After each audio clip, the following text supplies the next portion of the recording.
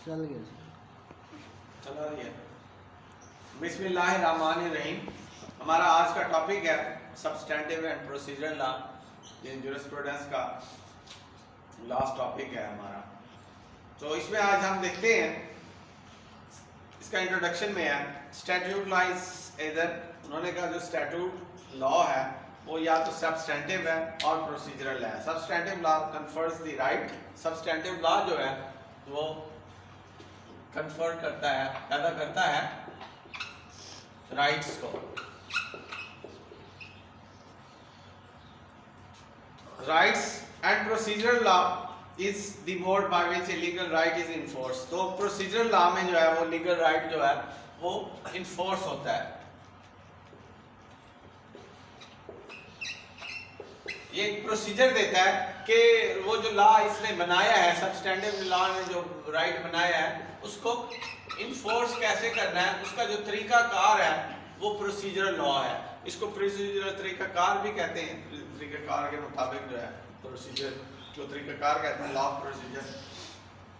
तो राइट को इन्फोर्स कैसे करवाना है। सब्सटेंटिव कुछ लॉज हमारे जो हैं वो सब्सटेंटिव्स हैं और कुछ उसके बाद उसका जो है वो प्रोसीजरल है। और बाज़ औक़ात उसी एक ही बुक के अंदर सब्सटेंटिव लॉ भी बताया जाता है और प्रोसीजरल लॉ भी बताया जाता है। तो इसकी मिसाल आप ले लें सब्सटेंटिव लॉ की, तो इसकी मिसाल है पाकिस्तान पिनल कोड। ये बेसिकली सब्सटेंटिव लॉ है और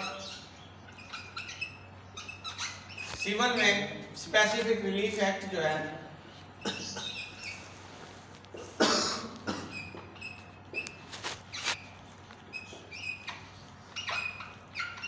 स्पेसिफिक रिलीफ एक्ट जो है और ये भी एक सब्सटेंटिव लॉ है। इसने राइट बताने हैं और उसकी डेक्लेरेशन बतानी है कि कैसे जो है किसी का राइट जो है वो डिक्लेयर करना है। कोर्ट्स को भी उन्होंने डायरेक्शन बतानी है कि राइट्स जो है कहाँ से पैदा होना है और कैसे जो है उसको डिक्लेयर करवाना है। और उसके बाद प्रोसीजरल लॉ में जो है क्रिमिनल पीपीसी का अगर इन्फोर्समेंट है तो इसमें क्रिमिनल प्रोसीजर कोड है,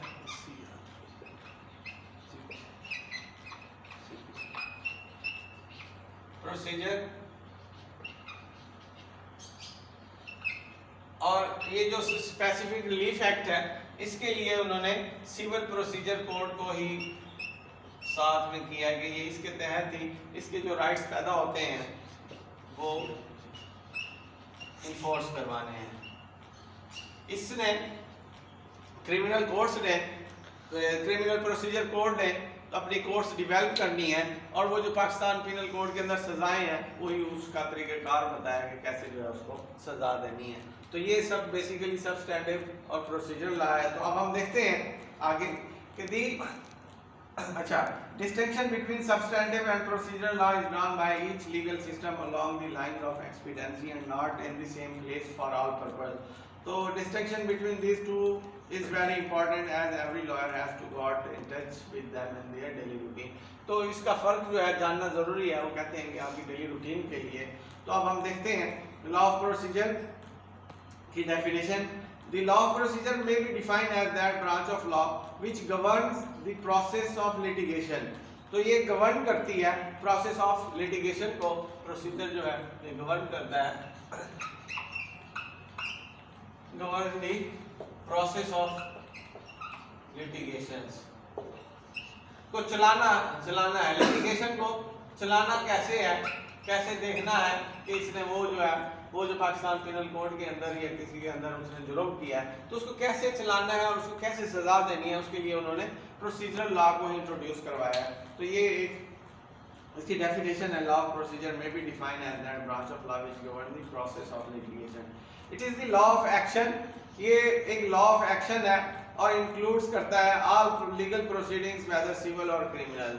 तो जितनी भी प्रोसीडिंग्स होती हैं वो सिविल के अंदर और क्रिमिनल के अंदर सब तमाम की तमाम जो है इस प्रोसीजरल लॉ के अंदर यही आती हैं, जिसमें नोटिस भेजने हैं, उनको बुलवाना है, डिफेंडेंट से जवाब तलब करना है। ये सारा प्रोसीजरल लॉ है कि नोटिस जाना है और उसके बाद जो है डिफेंडेंट ने पेश होना है और उसने भी अपना जवाब देना है, उसके बाद जो है उन्होंने फैसला करना है और राइट को इन्फोर्स करना है।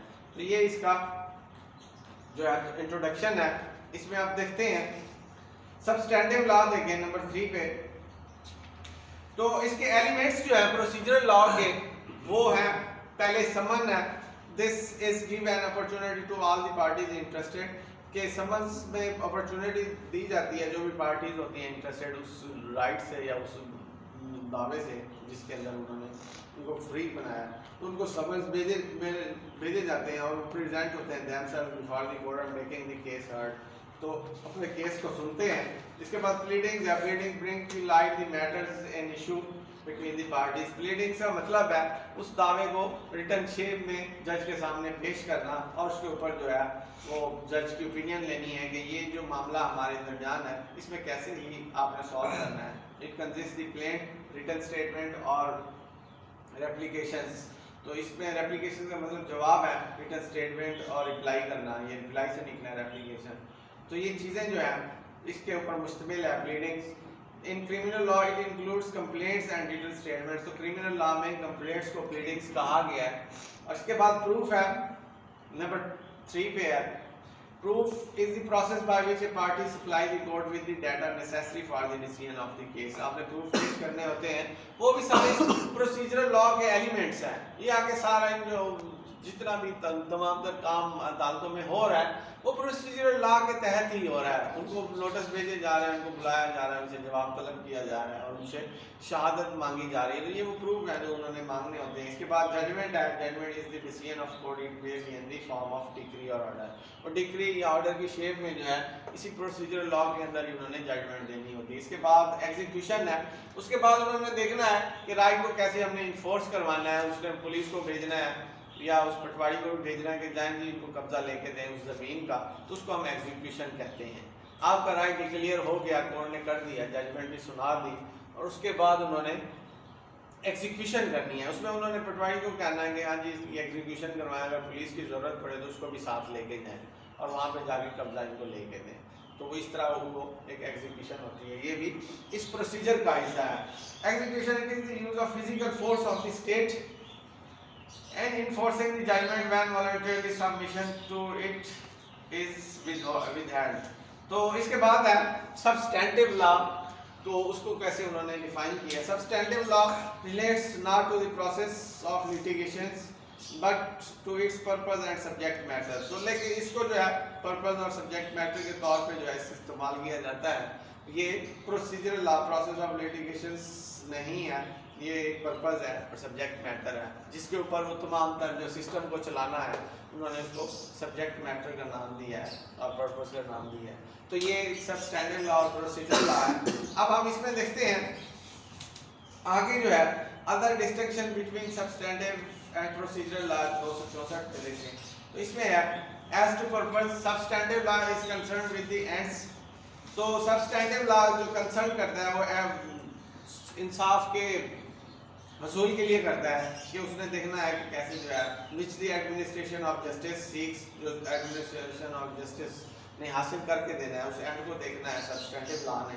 और procedural law deals with the means and instrument, वो अपने जो है इस्तेमाल करने हैं, अपने रिसोर्सेज को इस्तेमाल करना है जिसके ज़रिए से वो उस मकसद को हासिल कर सके, उस जो है राइट को हासिल करने के लिए, तो इसको प्रोसीजरल लॉ में पर्पस कहा गया। इसके बाद है regulation. Substantive law determines the conduct and relation of litigants, तो डिटरमाइन करना है, तयन करना है सब्सटैंटिव लॉ ने लिटिगेंट्स के कंडक्ट को और उनके रिलेशन को in respect of the matter litigation, उस मैटर के अंदर जो उनके दरमियान लिटिगेशन पैदा हुई है उसको जो है रेगुलेट करना है, डिटरमाइन करना है। इसके बाद प्रोसीजरल लॉ जो है वो रेगुलेट करता है conduct and relations of court. Procedural law जो है वो चलाता है कंडक्ट को और रिलेशंस ऑफ द कोर्ट को and litigants in respect of the litigation itself. तो ये प्रोसीजरल लॉ ने उसको चलाना है। सब्जेक्ट मैटर जो है substantive law regulates the affairs controlled by judicial proceedings, तो अफेयर्स को कंट्रोल रेगुलेट करना है जो कि कंट्रोल्ड बाय जुडिशियल प्रोसीडिंग्स के जरिए कंट्रोल होने हैं। और procedural law regulates the conduct of affair in judicial proceedings. तो एक में अफेयर है और दूसरे में कंडक्ट ऑफ अफेयर्स है।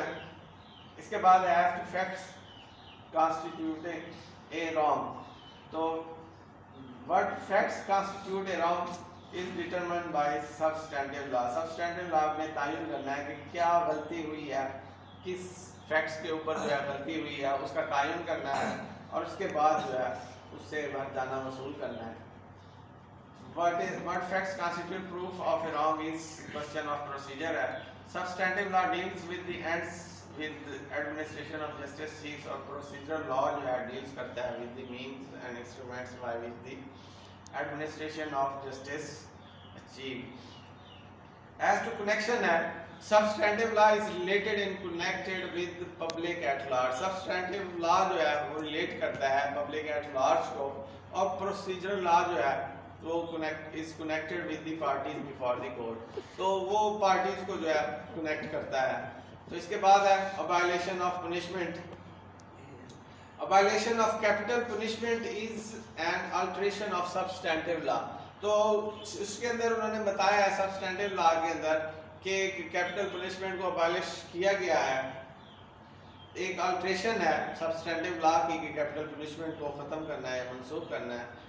और आगे जो है violation of imprisonment of debt is merely an alteration in the law of procedure. Law of procedure के अंदर भी अल्ट्रेशन है वायलेशन ऑफ इम्प्रिजमेंट की, लेकिन वो सिविल उसमें आती है कि एक कर्ज को हासिल करने के लिए वो कह सकते हैं कि हाँ ये ज़रूरी नहीं है कि उसको सज़ा दी जाए, उसकी प्रॉपर्टी को अटैच किया जाए। तो इस तरह के जो है अल्ट्रेशन कर सकते हैं इसके अंदर, प्रोसीजर के अंदर भी और सब्सटेंटिव लॉ के अंदर भी।